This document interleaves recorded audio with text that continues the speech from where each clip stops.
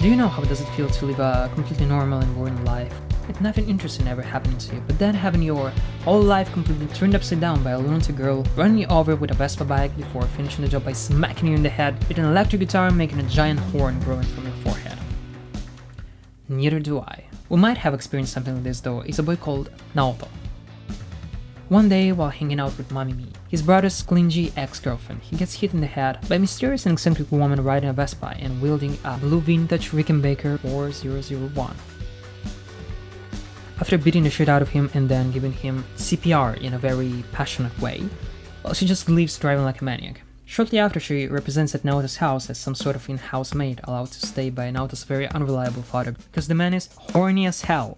Naoto, a 12-year-old kid affected by the myriad of those typical problems that usually afflict boys in his age, is now forced to also deal with the erratic and unpredictable presence of Haruko, that will do anything in her power to make his life as difficult as it can be. Remember that phallic-looking horn that grew out of Naoto's head after he was hit by Haruko? Well, he finds out that the horn is a portal to the NO. What is the NO, you may be wondering?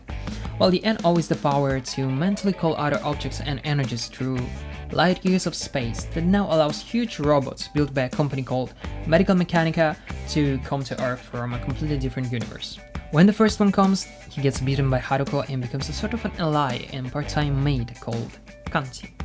Haruko later claims to be an alien investigator from the Galactic Space Police Brotherhood, while the Interstellar's Bureau Commander, this dude that wears seaweed on his eyebrows, says that Haruko is actually an incredibly selfish seductress that is in search of a space-manipulating being called Atomsk, who was partially contained in Kanji. So now every time that Naoto gets fused with Kanji when he transforms in order to fight, Atomsk is gradually brought to Earth. I know that you might be a little bit confused by this point, but no worries. If you decide to watch this just 6 episodes anime, well, you're gonna be even more confused. So let's go back for a second.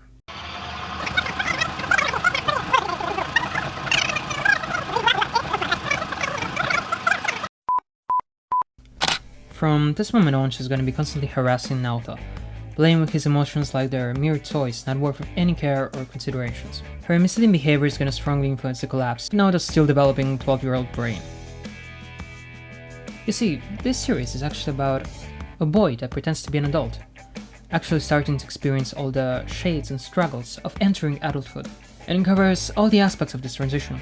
First of all, we know that Naoto is deeply fond of his older brother. He always saw him as a role model, but now that he left in order to go play baseball in the USA, well, Naoto feels like there's really nobody that he can look up to.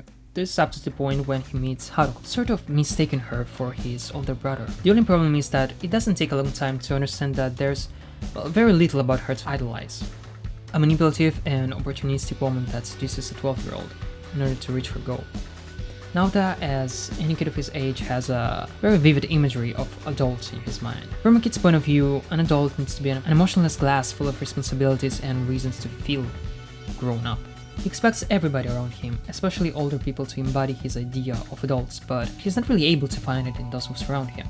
During the interactions with his brother's ex-girlfriend, Mamimi, that always acts in this weirdly sensual and careless way towards Naoto, he almost looks down on her, not really understanding or almost ignoring her actions, often treating her like she's the younger one out of them. Then there's his father. He's the exact definition of a waste of air. Although being a 47-year-old man, he acts in an extremely immature and careless way, for example allowing Haruko, a complete stranger, to stay at their house just because he thought that she might be interested in him in a romantic way, just to later find out that she was only interested in him as a substitute to create another NO portal if something wouldn't have worked out with Naoto. I mean, sure, when these are the only adults you interact with in real life, your image of what a perfect adult should be gets kinda twisted, and not in a particularly good way.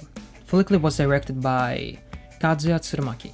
The man stated that with his work he tried to sort of break the rules of anime by, for example, choosing a contemporary Japanese band to provide a soundtrack, and by giving the anime a pace that would remind people of Japanese TV commercials that are known for being fast-paced and packed with content. Other than that, the series is full of weird metaphors and is often told in innuendos. It goes, for example, from Haruko's continuous sexual jokes and imagery to deeper and less obvious metaphors like the fact that the Medical Mechanica's building has the shape of a large iron. Amarao, the seaweed guy, describes Medical Mechanica's goal as the destruction of all thought. That's why an iron is used as a sort of a symbolic razor of thoughts, because smoothing out the wrinkles on clothes symbolizes removing of the brain's wrinkles that allow us to think. Other than that, I would say that the OST of this anime is just amazing. All the music that we can hear throughout this anime is composed by a Japanese band called The Pillows, and some of these songs are honestly absolute bangers.